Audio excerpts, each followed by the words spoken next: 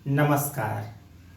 मैं हूं जय कुमार और आज पढ़ेंगे संज्ञा। मूल रूप से देखें तो हम कक्षा चौथी, पांचवी, छठवीं और सातवीं के हिसाब से पढ़ेंगे। तो आइए जानते हैं संज्ञा किसे कहते हैं। सबसे पहले हम इसकी परिभाषा के हिसाब से देखें तो हम क्या कहते हैं? किसी व्यक्ति, वस्तु, स्थान, भाव, प्राणी इत्यादि के नाम को संज्ञा कहते हैं। या दूसरे ढंग से ऐसे परिभाषा दे सकते हैं कि जो शब्द किसी व्यक्ति, वस्तु, स्थान, भाव, प्राणी इत्यादि के नाम का बोध कराए उसे संज्ञा कहते हैं।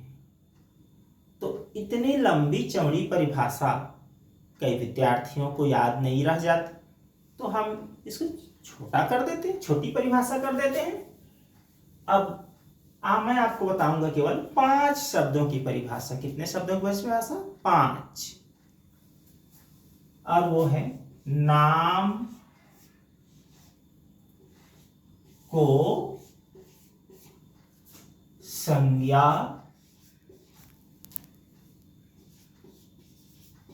कहते हैं। किसको संज्ञा कहते हैं? नाम को संज्ञा कहते हैं। तो 5 शब्दों की परिभाषा।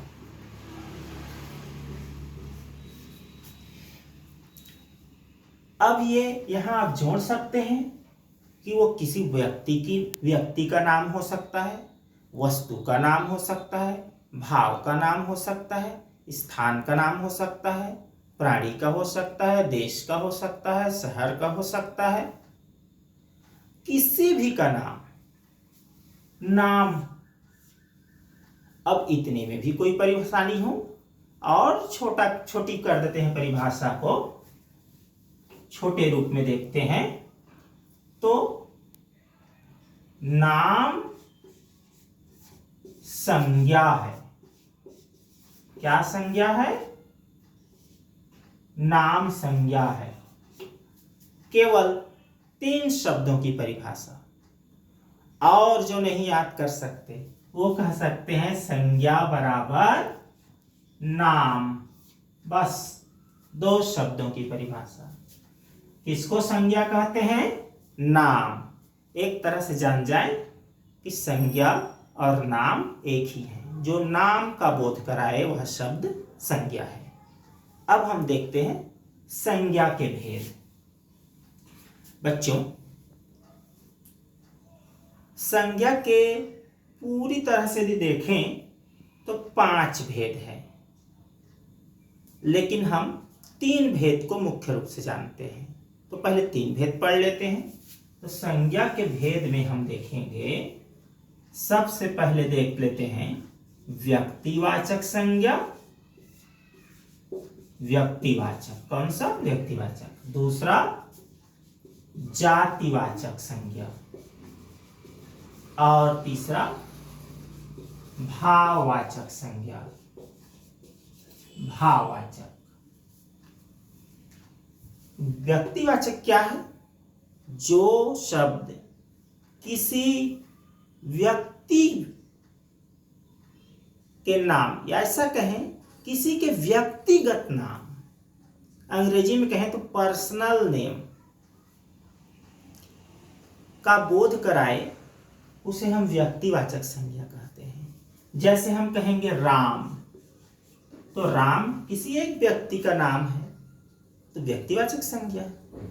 जैसे हम कहें गंगा, गंगा किसी एक नदी का नाम है इसलिए ये व्यक्तिवाचक संज्ञा। और जातिवाचक संज्ञा किसे कहेंगे? जातिवाचक संज्ञा कहेंगे जो उसके जैसे अनेक का बोध कराए। जैसे हम कहें लड़का, तो लड़का अनेक का बोध करा रहा है। कोई भी हो सकता है, वह राम भी हो सकता है, रमेश भी हो सकता है, सुरेश भी हो सकता है, मोहन भी हो सकता है।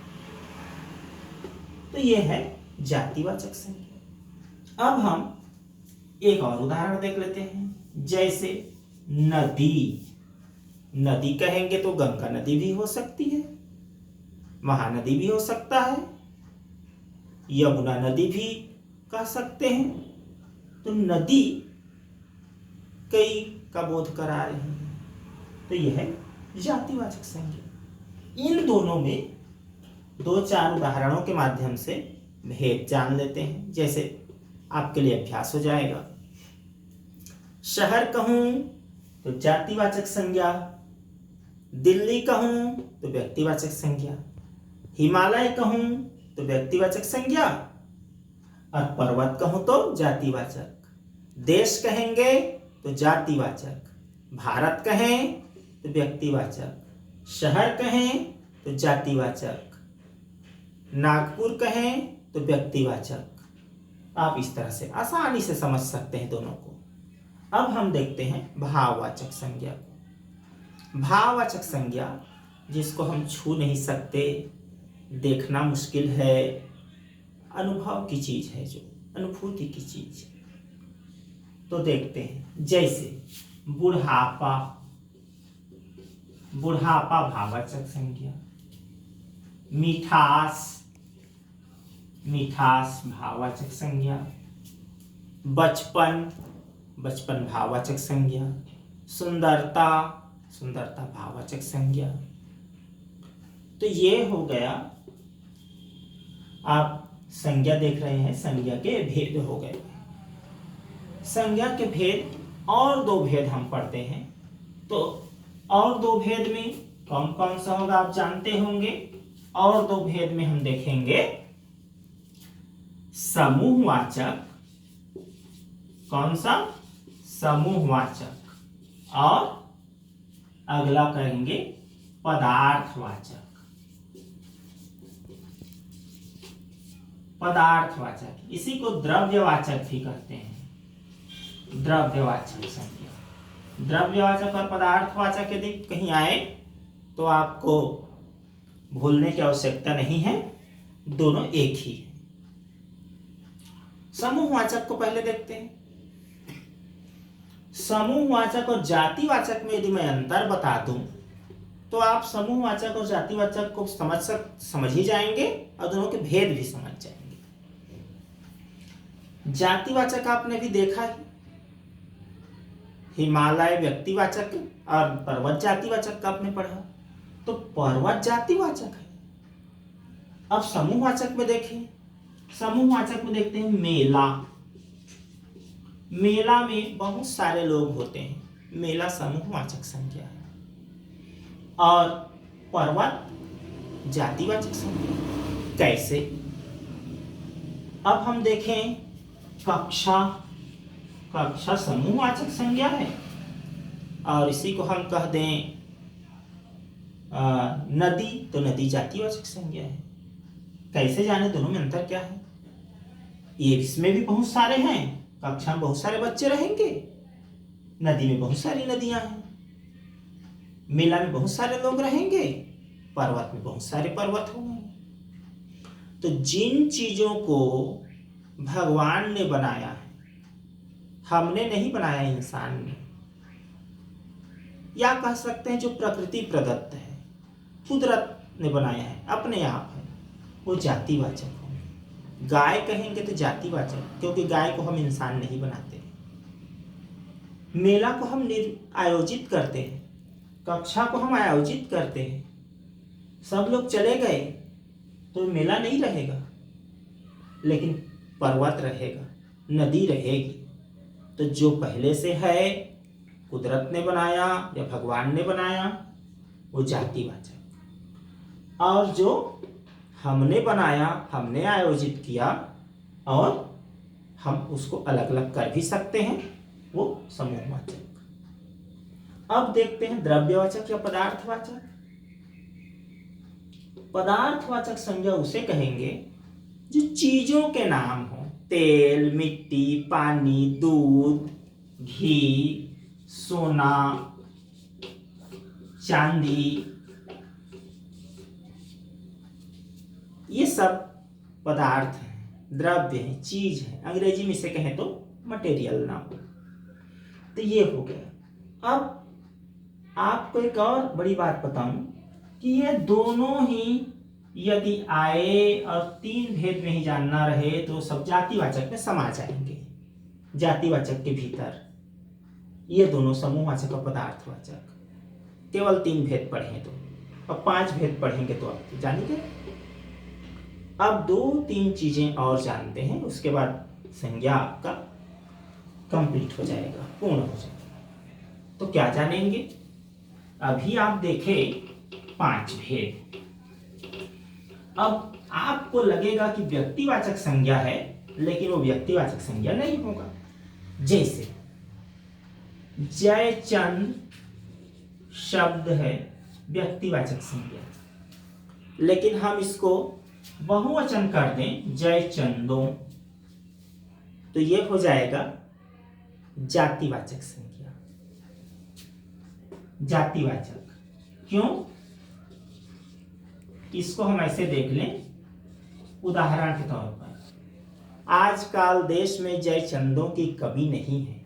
तो जयचंदों माने एक व्यक्ति की बात नहीं हो रही, एक गद्दार राजा हुआ उसकी बात। इसका अर्थ हो गया गद्दारों। इसी प्रकार विभीषणों ने देश को डुबा दिया, तो विभीषण का अर्थ देश के रहस्य को शत्रु देश को बताने वाला का नाम के लिए प्रयोग हो गया। तो इसलिए ये व्यक्तिवाचक जैसा लगता है, लेकिन होता जातिवाचक। इसी के विपरीत अब हम कहें गांधी।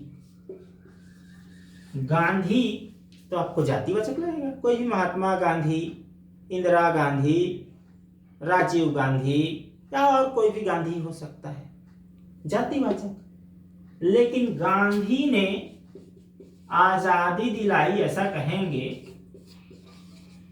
तो यहां पर इस गांधी का अर्थ कोई भी नहीं हो रहा है, इसका अर्थ हो रहा है महात्मा गांधी। तो अब यहां पर इसको जातिवाचक नहीं कहेंगे, क्या कहेंगे? व्यक्तिवाचक कहेंगे। दूसरा उदाहरण ले लेते हैं। नेताजी ने आजाद हिंद फौज की स्थापना की, तो नेताजी कहने पर वो व्यक्तिवाचक हो गया। क्यों? क्योंकि सुभाष चंद्र बोस के लिए है, कोई भी नेता के लिए नहीं है, तो ये व्यक्तिवाचक। अब अंतिम एक चीज और देखते हैं कि कैसे हम विशेषण से, सर्वनाम से, क्रिया से जातिवाचक संज्ञा का निर्माण करते हैं, भाववाचक संज्ञा का निर्माण करते हैं। जैसे बच्चा, बच्चा जातिवाचक संज्ञा है। अब हम कहें बचपन, तो ये क्या हो गया? ये हो गया भाववाचक। भाववाचक। और ये क्या हो गया? जातिवाचक। जातिवाचक शब्द से भाववाचक बना दिए। विशेषण से देखते हैं, विशेषण से कैसे हम भाववाचक संज्ञा बनाते हैं। मीठा, मीठा विशेषण, और मिठास भाववाचक संज्ञा। सुंदर विशेषण है, सुंदरता भाववाचक संज्ञा। वैसे क्रिया में देखें तो मिलना, मिलना क्रिया है, लेकिन मिलावट कर दें तो भाववाचक संज्ञा। ऐसे ही सर्वनाम, अपना सर्वनाम है, लेकिन अपनत्व, अपना सर्वनाम है, लेकिन अपनत्व कर दें तो भाववाचक संज्ञा। इसी प्रकार से भाववाचक संज्ञा का निर्माण करते हैं। तो आज के लिए इतना ही। धन्यवाद।